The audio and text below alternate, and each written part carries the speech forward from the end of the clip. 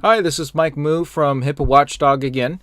Today we're going to take a look at PHI, Protected Health Information. I think we use this terminology a lot, and I use it a lot, especially when I'm talking about security risk analysis. And pretty much for HIPAA, we want to make sure that we protect it. It's under U.S. law. This is an article from Wikipedia, of course.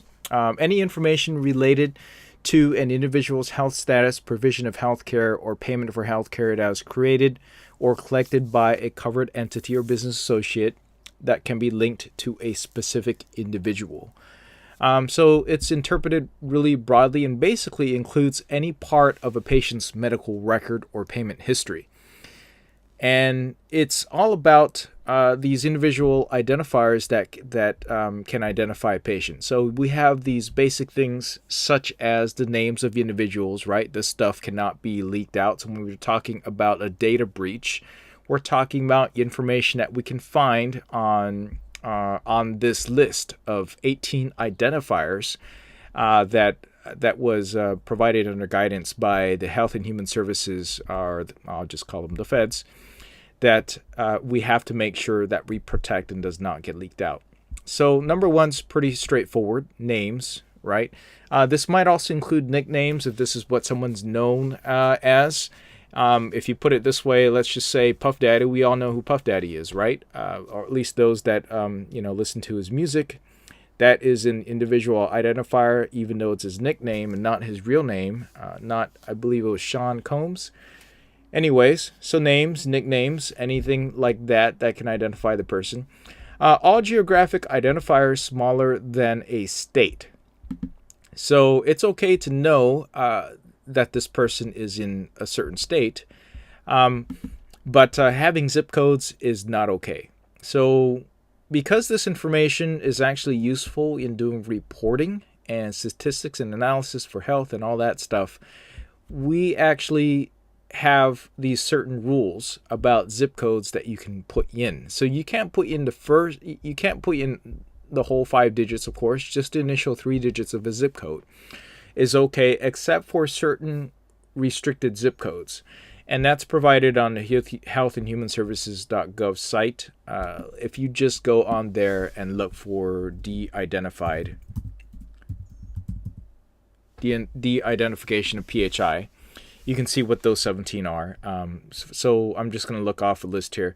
For instance, if it starts at 036, 692, 878, 059, 790, then you cannot, that's a small portion of it, but there's 17 in total. You can actually keep that information in there. All right. Dates related to an individual other than year. Okay, so year is okay, right?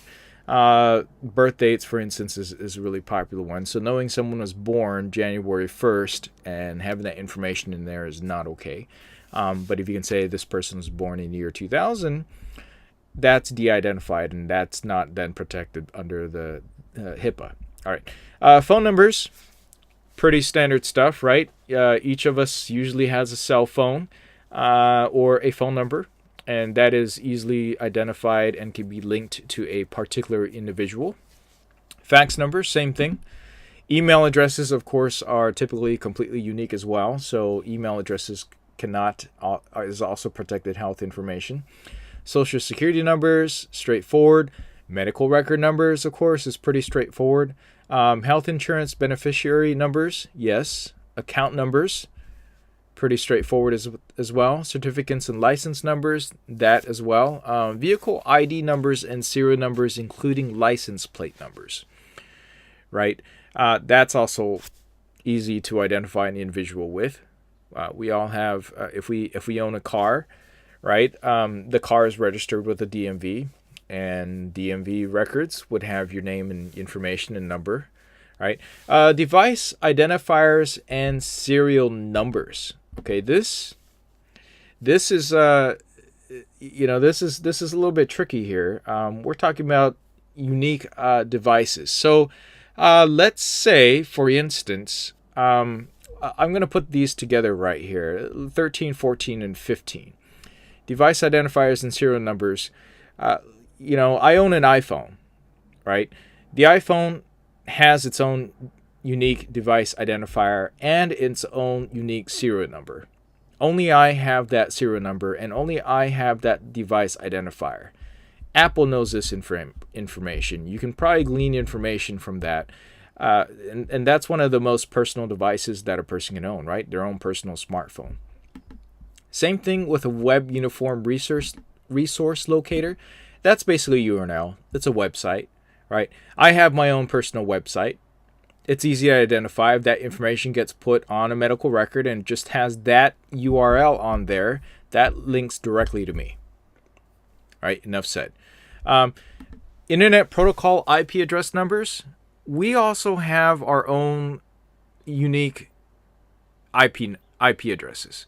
All right, an IP address is basically how our internet works and how our networking works. We have a set of IPs that get assigned to us. Every single person connected, every single device connected to the web. Your cable modem at home gets assigned a unique IP number, and that is directly linked also to an individual as well, either through the billing address, Verizon, Comcast, any of the big cable high-speed internet providers. You all have a unique IP address. If you actually just put in whatismyip.com, you'll see it, and that's uniquely identifiable. Your cell phone, when you're going on the internet, also is assigned its own IP address. Right? It goes through a unique IP address. So if it goes through mine, which is T-Mobile, we'll know that it's through T-Mobile. And through this information and other information, even the metadata that the government connects, they can kind of figure out who you are. All right?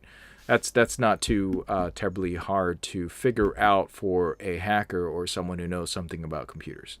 Right? So that's why these are very unique and special, and also needs to be protected. Probably, I want to say, not as important as the ones above it, right? The ones above it, obviously, number one is a name. I like to think that a lot of this stuff is the ones above it are more valuable because it's easier to identify a person with the stuff above there, whereas down here, a person could have multiple devices and identifiers. It could get moved around. Someone else could be using that IP address. For instance, if someone's surfing from Starbucks, they can have their own separate address that is linked to Starbucks. Right? But in the future, with IPv6, and I don't want to get too technical, but in the future, it could be such that each item that we have that is connected to the web of Internet of Things has its own IP address, because we want them to be smart devices and all connected. All right. Hopefully I didn't ramble too much about that. Sometimes I get questions about this stuff like, Mike, really? An IP address? Yeah, really.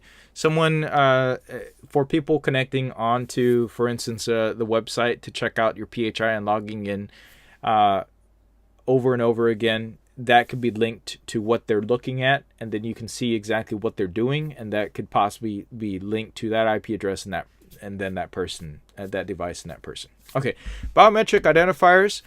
This we also understand too. I think we all know that our fingerprints are unique, right? Same thing with our retinal scans. Our eyes are also unique. Nobody has the same eyes as we each have. And, under a retinal scanner or a high resolution scanner or photo, you can identify a person. Same thing with voice prints. Voice prints is probably a little bit more tricky, but when you get down to nitty-gritty details, that's also possible to identify someone via voice, right? Full face photographic images or any comparable images, same thing. There are definitely people that are more famous than others that people can immediately identify and recognize as that person, individual, or group, right? And then number 18, this is this just encompasses everything else that wasn't already included through 1 through 17 for even possible future identifiers. So any other unique identifying number, characteristic, or code, except the unique code assigned by the investigator to code the data. So this will encompass new future things, such as if you look at there was a project called Project Abacus, and I'll just go and just to give you an example, There's a project by Google called Project Abacus, which was supposed to bring password-free logins for everybody because it's going to identify who you are by certain metrics through machine intelligence and learning.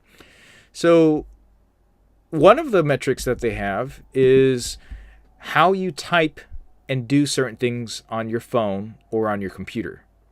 All right, whether you like it or not, you have a unique way and rhythm and symbol and the way your fingers tap on the keyboard that then can be recognized and identified as you being an individual. So in the future, we might never have passwords that we have to remember anymore because we will have these identifiers here that the computer can figure out, any of these 18 on here that can figure out that you are really you. So if I type in a sentence, let's just say hypothetically in the future, the computer doesn't need your password. Now it's got a webcam, so it now has a full-face photographic image of your face. But on top of that, it'll ask you to type a sentence in. And then it'll look at it and see the rhythm and the style and how hard you tap on the keyboard to figure out that this is you, right? This is Mike. This is definitely Mike. So if Mike types in number 18 as following above, and the way that I type it, the rhythm, the way I press my space bar on the keyboard, how fast between and how fast my fingers move and all that, it'll figure out that it's me, right? So that could possibly be a unique identifying characteristic in the future. So that leaves it pretty open. So these are the 18 right now as of 2016. In the future, as technology gets better, and of course it always is, we could have more, right? But this is what is protected by HIPAA. Okay, and these identifiers have to be treated special care. And I hope this, if you watched this whole video, I hope this was useful to you because I do know I get some questions sometimes about this. Not necessarily from people who have been through HIPAA training, right? In HIPAA training, sometimes you just glean over this. They don't explain exactly a lot about all this stuff. And actually, the Health and Human Services, HHS.gov, has all this information, and they explain, the methodology on it. The 18 identifiers is all about the safe harbor method, and there is the experts method as well, where they can figure out through statistical analysis with given some information, be able to identify individuals. So, there's that method as well. But if you follow through and protect the 18 that was listed on here. Okay, I don't like the way their search is, and I think it's just done through Google or some other search engine, but it's in here somewhere, and I'll link it in the video below. Okay, for all intents and purposes, this, at least you have to treat this with real special care and protect this information. This stuff gets leaked out. You are fined a good amount of money, depending on how negligent you are, or how well or how poorly this information was not protected. All right, that's it for today's video, and I will catch you in the next one.